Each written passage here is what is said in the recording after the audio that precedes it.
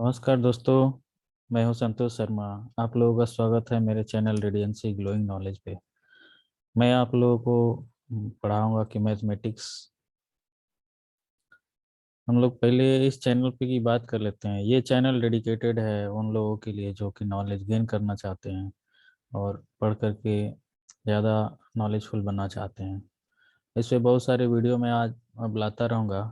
हम शुरू करते हैं पहले मैथमेटिक्स से, क्योंकि मैथमेटिक्स एक ऐसा पोर्शन है कि जो हर आदमी सीखना चाहता है और उसका सबसे वीक पोर्शन हो जाता है अगर वो प्रैक्टिस में नहीं है तो इस सीरीज में हम लोग सीखने वाले हैं। ये कई सारे कम्पिटिटिव एग्जाम में भी आएंगे।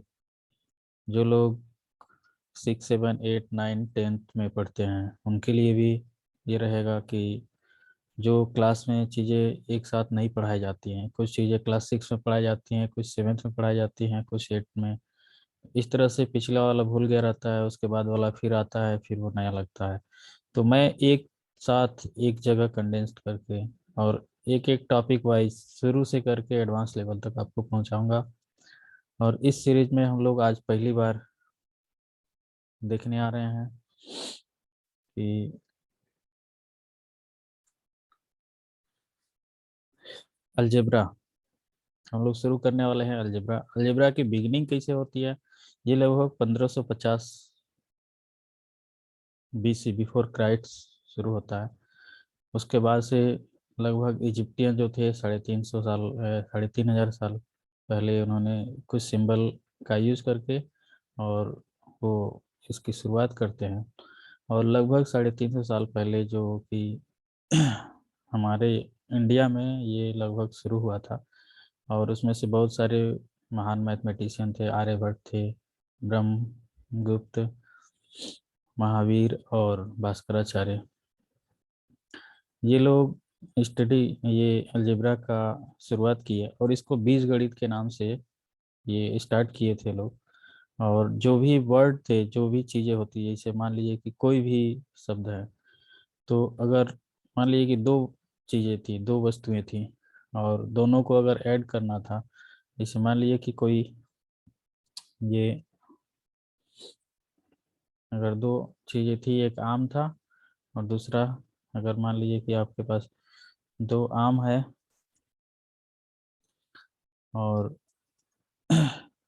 दो आम, दो मान लीजिए सेब है।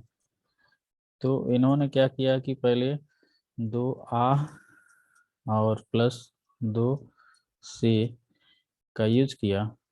और इसलिए हमारे यहाँ इसको बीजगणित के नाम से जाना जाता था। तो इस तरह से क्या हुआ कि शुरुआत हुई। लेकिन उसके पहले एक मैथमेटिशियन थे जो कि अरब देश के थे। और उनकी एक बुक थी अलजबीर वल अल अलमुगबला। मुझे भी पढ़ने में थोड़ा डिफिकल्टी हो रही है। और उन्होंने उनका नाम था अल ख्वारिज्मी अब बगदाद। उन्होंने ये इस मैथमेटिक्स की शुरुआत की। और यहाँ से अलजेब्रा की वो मैथमेटिक्स की जो उनकी बुक थी, उन्हीं के बुक के नाम से इसका शुरुआत हुआ। हम जनरली अब कोई भी चीज़ अगर पढ़ते हैं तो न्यूमेरिकल वैल्यू में मैथमेटिक्स को सॉल्व करते आए थे अभी तक। और कोई भी चीज़ को अगर न्यूमेरिकल मैथमेटिक्स के फॉर्म में हम सॉल्व करते हैं तो उसके बाद से हम उसका एक स्टैंडर्ड फॉर्म रखते हैं कि एक जनरल फॉर्म में अगर कुछ लिखा जाए तो उसको हम कोई भी चीज़ जैसे मान लीजिए कोई भी फार्मूला होता है या कोई भी चीज़ होता है तो वो उसमें कुछ वर्ड यूज होते हैं, लेटर यूज हुए होते हैं। और उस लेटर्स में हम वो न्यूमेरिकल वैल्यू पुट करते हैं और उसके बाद से उस फार्मूले को सॉल्व करते हैं। तो इस तरह से अलजेब्रा का यूज हम बहुत पहले से करना सीखे हैं। लेकिन जब नाम आता है उसका क्या नाम है, तो पर्टिकुलर नाम वो अलजेब्रा की ही ब्रांच है। और इस ब्रांच में हम लोग लेटर्स का यूज करते हैं। और कोई भी लेटर जिससे कि हम एक जनरल फार्मूला उस लेटर्स का यूज करके और जनरल फार्मूला बना सकते हैं।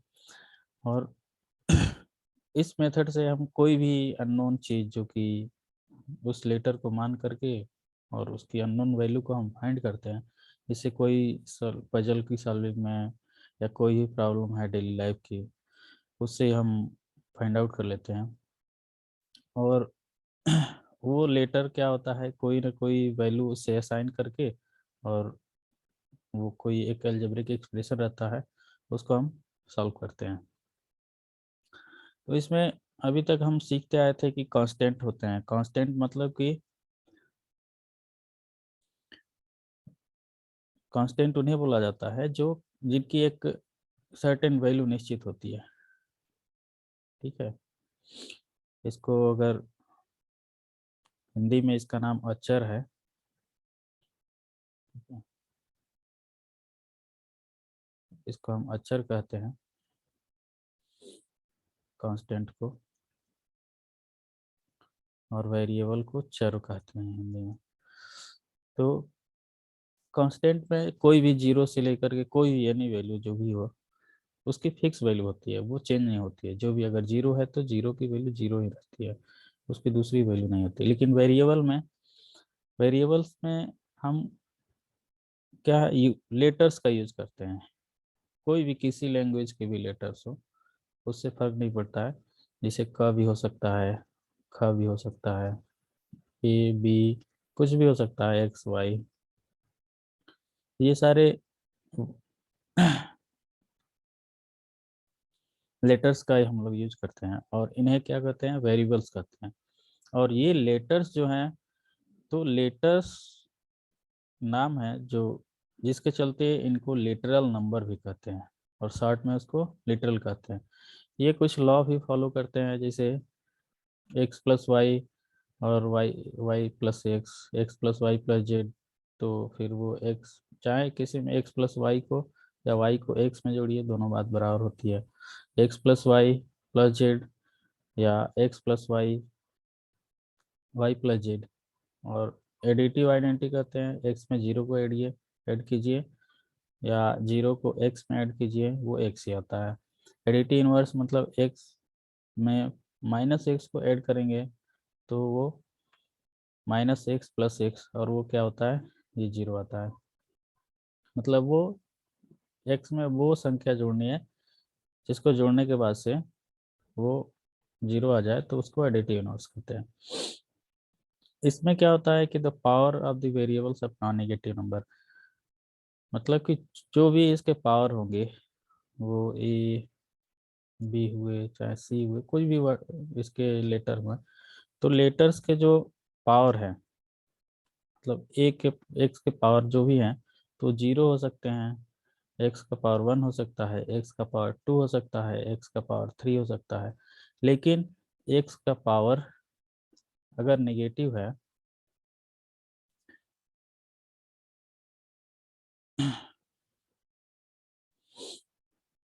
तो सारी चीज़ें ये होती हैं, लेकिन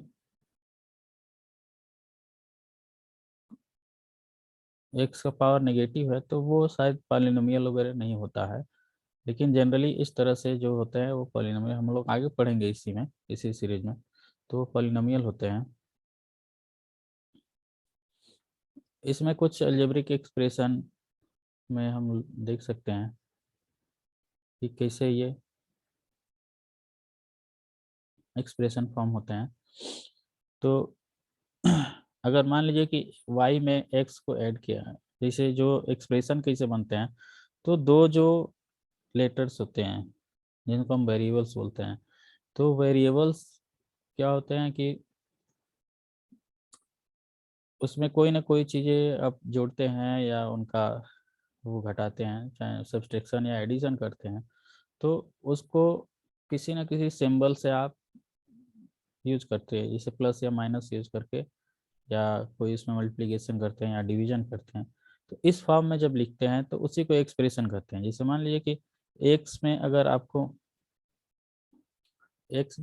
एक्स ऐड करना है, तो एक्स प्लस एक्स, तो ये एक एक्सप्रेशन हो जाएगा इसका।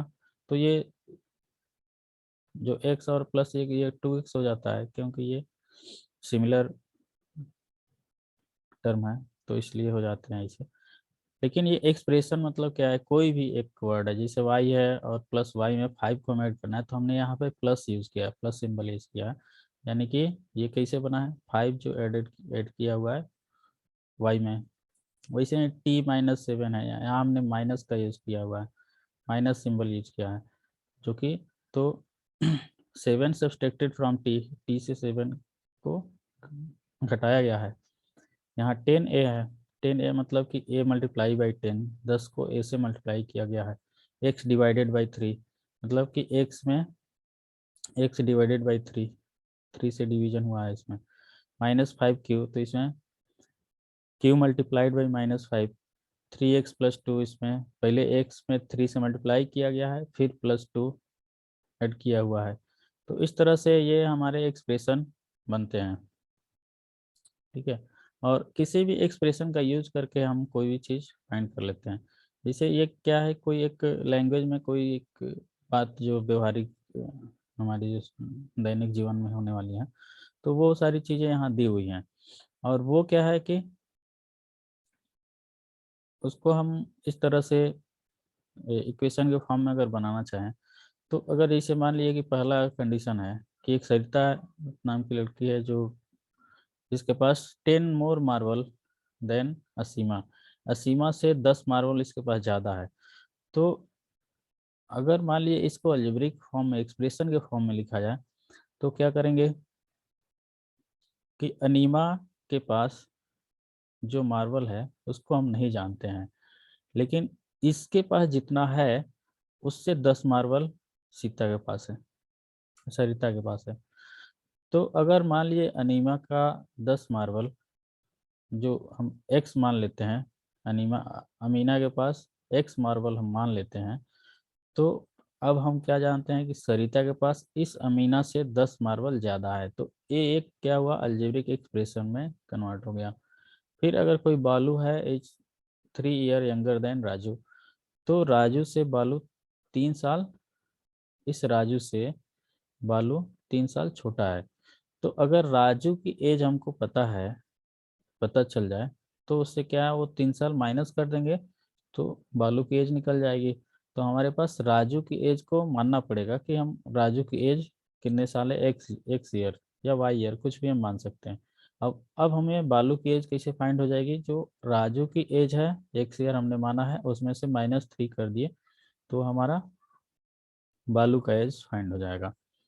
फिर Vikas is twice as old Raju, Vikas क्या है कि राजू से, राजू के 2 गुने एज से ज़्यादा बड़ा है। तो अगर यहाँ भी राजू की एज अगर हमको पता चल जाए, तो इसके 2 गुना अगर कर देंगे 2 टाइम्स, तो विकास का भी एज पता चल जाएगा। फिर ऐसे ही है, Raju father age is 2 year more than 3 times Raju age, तो जो राजू के पिताजी की जो एज है वो राजू के एज के 3 गुने से 2 साल ज़्यादा है। तो राजू की एज क्या है, हम पहले राजू की एज फाइंड कर लेंगे। राजू की एज फाइंड करने के लिए हम यहाँ एक्स मान लेते हैं, अभी हमको पता ही नहीं है इसमें। अब क्या है कि राजू की एज से 3 गुना 3x, और उसमें 2 साल और ज़्यादा ऐड कर देंगे, तो राजू के फादर की एज हमें पता चल जाएगी। ठीक है, तो इस तरह से हमको एक अलजेब्रिक एक्सप्रेशन जो जनरल डेली लाइफ में होता है, उससे हम ये आसानी से फाइंड आउट कर लेते हैं। सेम वैसे ही और सारी सिचुएशन है। How old will Susan be 5 year from now, 5 साल के बाद सुसान कितने साल की हो जाएगी। तो अभी जो एज है मान लीजिए उसकी प्रेजेंट एज वो वाई ईयर है, और उसमें हम 5 साल और ऐड कर देंगे, तो 5 साल उसमें ऐड करने के बाद से वो 5 साल बाद उसकी जितनी एज होगी उतनी हो जाएगी। How old was Sushma 4 year ago, तो 4 साल पहले सुषमा की एज क्या थी, तो पहले उसकी प्रेजेंट एज जो है वो मान लेंगे, और 4 साल पहले, उसमें 4 साल पहले ऐड करने के लिए हम उसको माइनस करेंगे 4 साल पहले। ठीक है, तो इस तरह से एक एक्सप्रेशन हमको फाइंड होते जाएंगे। तो डेली लाइफ में जो भी चीज़ें हो रही हैं उसी को हम यूज करके और एक अलजेब्रिक इक्वेशन फॉर्म कर लेते हैं। इसको अलजेब्रिक एक्सप्रेशन फॉर्म करना कहते हैं। और आगे हम बहुत सारी चीजें सीखेंगे। अब इस एक्सप्रेशन के बाद से आता है इक्वेशन। इक्वेशन कैसे बनता है? Equation is a condition on variables, मतलब जो वेरिएबल्स के साथ it satisfy only for a definite value of variable. जैसे इक्वेशन, ये एक इक्वेशन है जो x-3 = 11 है, तो ये सेटिस्फाई तब होगा, x के किस वैल्यू के लिए सेटिस्फाई होगा कि x की वैसी वैल्यू होनी चाहिए जिसमें से -3 अगर करें तो वो 11 आ जाए। ठीक है, तो अगर ये नहीं आ रहा है इतना, तो वो इसको सेटिस्फाई नहीं करेगा, तो वो हमारा इक्वेशन नहीं होगा। तो इक्वेशन में एक कंडीशन हो जाती है उस वेरिएबल की कि वो उतना ही होना चाहिए। ये डिपेंड करता है यहाँ क्यों कि ग्रेटर देन है, इक्वल्स टू है, स्मॉलर देन है। तो इसमें क्या होता है कि LHS जो इधर क्या है, ये LHS है, ये है LHS लेफ्ट हैंड साइड, और ये RHS इधर का इस इक्वेशन में।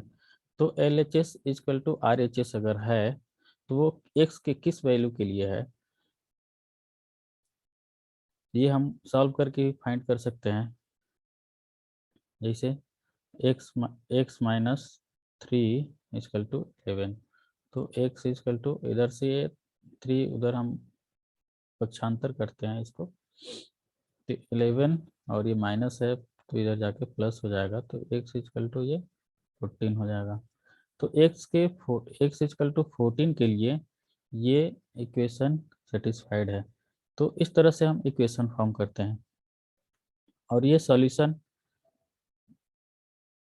कैसे बनेगा, ये इसी तरह से ये इक्वेशन,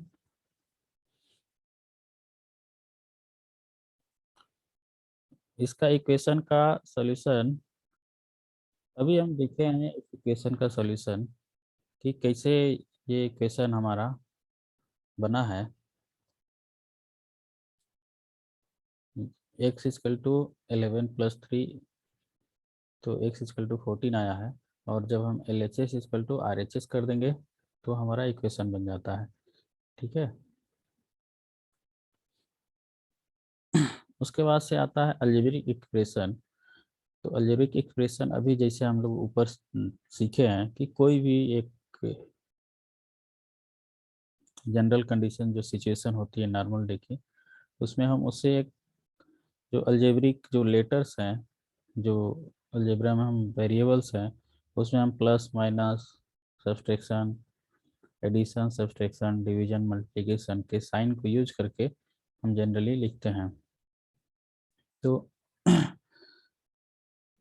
इसके लिए हम क्या करते हैं, combined variables and constant to make algebraic expression. For this we use operation of addition subtraction multiplication and division. We have already come across expression like 4x plus 5, 10y minus 20. We can also obtain expression by combining variable with themselves or other variables. Look at how the following expression are obtained. X square 2y square 3x square minus 5xy 4xy plus 7, ये कैसे बने हुए हैं? तो इसमें क्या है, अगर मान लीजिए कि कोई ये 4x एंड 5, तो 4x, पहले तो 4 में क्या है, 4 × x, तो ये 4x हो जाएगा। और उस 4x में ऐड करना है 5 को, तो ये 4x + 5 होगा। तो ये एक हमारा अलजेब्रिक एक्सप्रेशन हो जाएगा।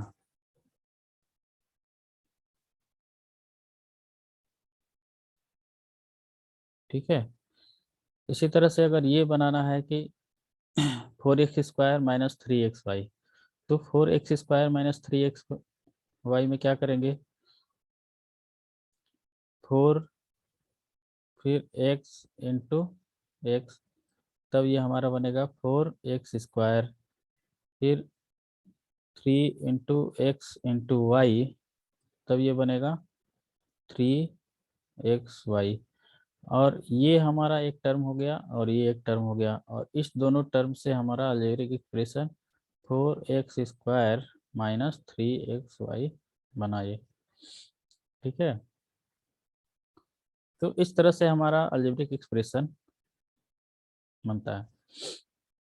अब बात आती है फैक्टर्स ऑफ ए टर्म। तो कोई भी एक टर्म है जो कि यहाँ पे हम देख रहे थे कि 4x² जैसे था, तो वैसे ही यहाँ पे जितने भी टर्म बनेंगे उनका फैक्टराइजेशन भी हो सकता है। तो अगर मान लीजिए हम बात करें 4x² की, तो 4x² किससे मिलकर बना है? 4 × x × x। ठीक है, तो इस तरह से हमारा बना है 4x²।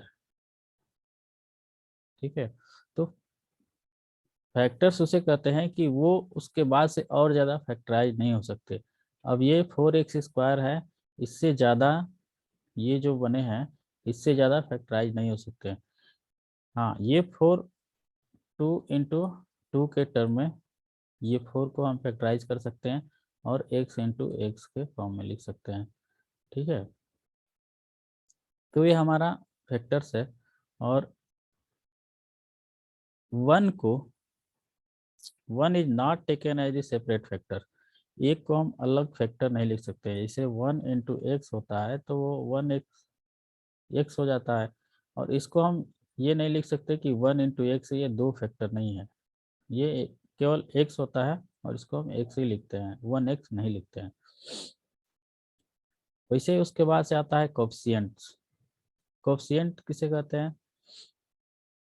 जैसे मान लीजिए कि ये एक, जैसे कि यहाँ 10x y और z है। ठीक है, तो इसमें 10 एक न्यूमेरिक वैल्यू है, इसको न्यूमेरिकल कोफिशिएंट कहते हैं। न्यूमेरिकल न्यूमेरिकल कोफिशिएंट कहते हैं। और बाकी ये जो भी हैं ये वेरिएबल्स हैं, तो इनको वेरिएबल्स ये कांस्टेंट कहेंगे। तो इसमें क्या है कि अगर मान लीजिए कि 10xy की बात की जाए, 10xy और z, तो अगर पूछा जाए कि xy z का कोफिशिएंट कितना होगा, तो x इस टर्म में xy z को छोड़ करके जितनी भी चीज़ें बची हुई हैं वो उसका कोफिशिएंट हो जाएगा। तो यहाँ पे 10 बचेगा, तो ये हमारा 10 इसका कोफिशिएंट हो जाएगा। अगर मान लीजिए कि पूछा जाता कि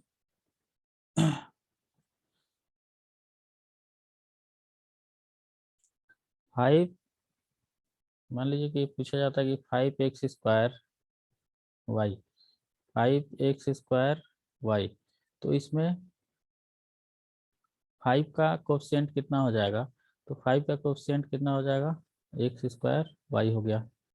ठीक है, वैसे ही अगर पूछा जाए कि एक्स वाई का कोएफिशिएंट कितना होगा, तो एक्स वाई में इसका फैक्टराइज करेंगे इसका। ठीक है, तो ये 5x × x × y, 5x² है। तो एक्स वाई का जब पूछा जा रहा है तो बच कितना रहा है? 5x। तो हमारा 5xy का कोएफिशिएंट कितना हो जाएगा? ये 5x हो जाएगा। एक्स वाई का कोएफिशिएंट 5x हो जाएगा केवल। ठीक है, अगर कोएफिशिएंट में प्लस है तो वो ऐसे नहीं लिखा जाएगा। ठीक है, जैसे 1 × 2y², जैसे x² y² है, तो इसको ऐसे नहीं लिखेंगे कि 1 × x × x × 1 × y × y। ठीक है, ये सिंपली x × y लिखेंगे। ठीक है, लेकिन अगर ये कहीं भी अगर नेगेटिव जैसे -x आया, ठीक है, तब हम इसको -1 × x लिखते हैं। ठीक है, coefficient is a mere general way in the term 5xy. 5 is the coefficient of xy, this is the coefficient of 5y, and y is the coefficient of 5x। Same वही बात कही गई है। इस तरह से हम क्या पाते हैं कि जनरल वे में कोफिशिएंट में be either A numerical factor और algebraic factor or a product of two or more factor, it is said to be coefficient of that product of remaining factors। मतलब जो भी बचा रहेगा या तो अल्जेब्रिक फैक्टर होगा या न्यूमेरिकल फैक्टर होगा, इसमें जिसका पूछा जाएगा, इसे X Y Z, X square Z यहाँ 10 इतना है, तो इसमें से अगर वाई जेड का पूछा जा रहा है तो उसके बाद से बचेगा जितना, ये रिमेनिंग जो हो जाएंगे इसके कोफिशिएंट हो जाएंगे। तो 10x² इसका कोफिशिएंट हो जाएगा। ठीक है। वैसे ही अगर मान लीजिए कि एक्स वाई जेड का कोफिशिएंट अगर पूछा जाए, तो एक्स वाई जेड का इसका फैक्टराइज किया जाए तो ये 10x into Y into Z, तो एक्स वाई जेड का कोफिशिएंट पूछा जा रहा है। ठीक है, तो बचेगा कितना, 10x, तो ये इसका कोफिशिएंट 10x हो जाएगा। ठीक है। अब आती है बारी लाइक एंड अनलाइक टर्म के। लाइक और अनलाइक टर्म, लाइक टर्म वो होंगे कि मतलब सेम फैक्टर इसमें होंगे। When terms have the same algebraic factors they are like term, और जब उसके डिफरेंट अलजेब्रिक फंक्शन होंगे तो अनलाइक टर्म हो जाएंगे। जिसे इस एक्सप्रेशन में 2xy-3x प्लस 5xy-4 में, इसमें 2xy और 5xy, तो इसमें ऐसे टर्म है कि इसमें xy है और इसमें भी xy है। ठीक है, तो ये 5xy और 2xy, इसके साथ जो भी साइन होगा वो चीज़ें उसके साथ हो जाएंगी। जैसे 5 और 2 दोनों पॉजिटिव हैं, तो यहाँ क्या हो जाएंगे, ये 2xy और प्लस 5xy दोनों पॉजिटिव हैं, तो 7xy हो जाएंगे ये। बाकी इसमें x है लेकिन y नहीं है। ठीक है, तो ये इस तरह का, ये अनलाइक टर्म है, इससे ये डिफरेंट टर्म है, इसलिए ये अनलाइक टर्म होगा। और ये, तो ये इक्वेशन कैसे बन जाएगा, अगर हम इसको लिखें तो 7xy-3x-4, इसमें कोई एक अलजेब्रिक फंक्शन नहीं है, अलजेब्रिक टर्म नहीं है, ये न्यूमेरिकल टर्म है, कांस्टेंट टर्म है।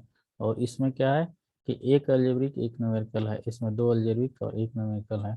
तो ये इसमें दो लाइक टर्म थे, ये 2xy और 5xy। ठीक है, तो ये हमारे जो भी लाइक टर्म थे वो ऐड हो गए या सब्सट्रैक्ट हो जाते हैं अगर जो साइन होता है उसके अकॉर्डिंग, और ये जो हमारा बाकी जो टर्म थे रिमेनिंग वो सेम वैसे के वैसे रह जाएंगे। ठीक है, तो इस तरह से हमारा लाइक टर्म और अनलाइक टर्म, जैसे हमारे जो पुराने जो कास्ट सिस्टम थे,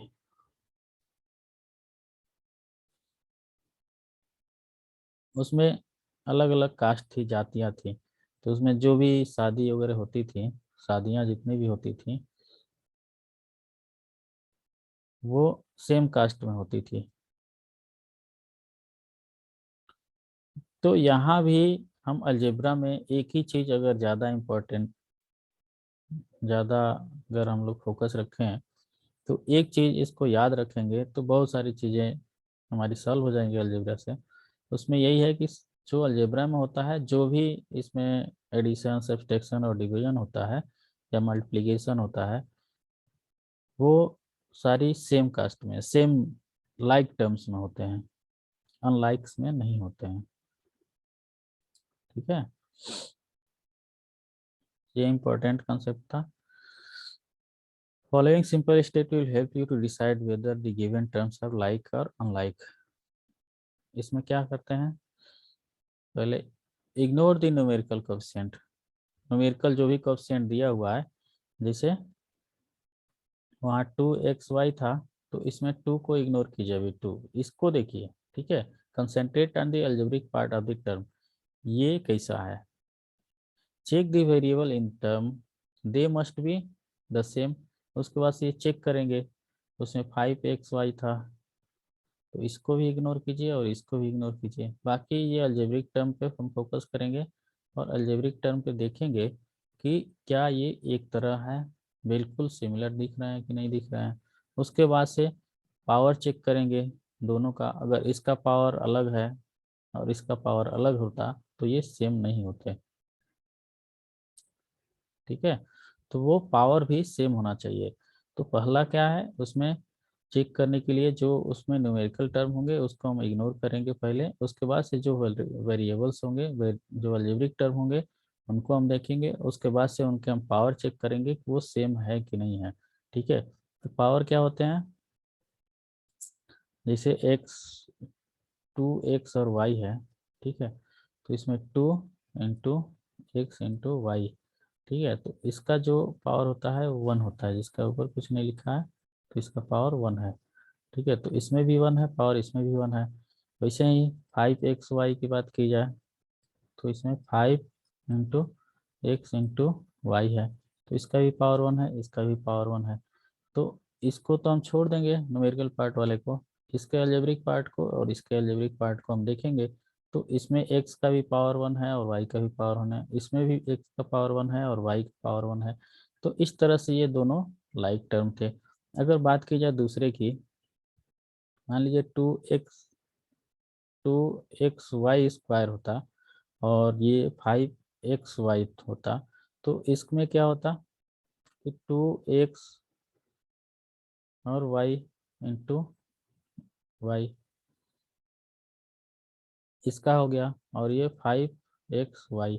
यहाँ देख रहे हैं कि ये y 2 बार आ गया यहाँ, जबकि y एक बार है। x तो एक बार इसमें भी है और एक x इसमें भी है, लेकिन इसमें क्या है कि ये y 2 बार है और इसमें y 2 बार है।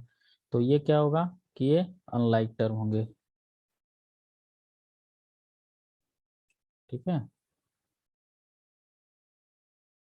जबकि ये लाइक टर्म होंगे।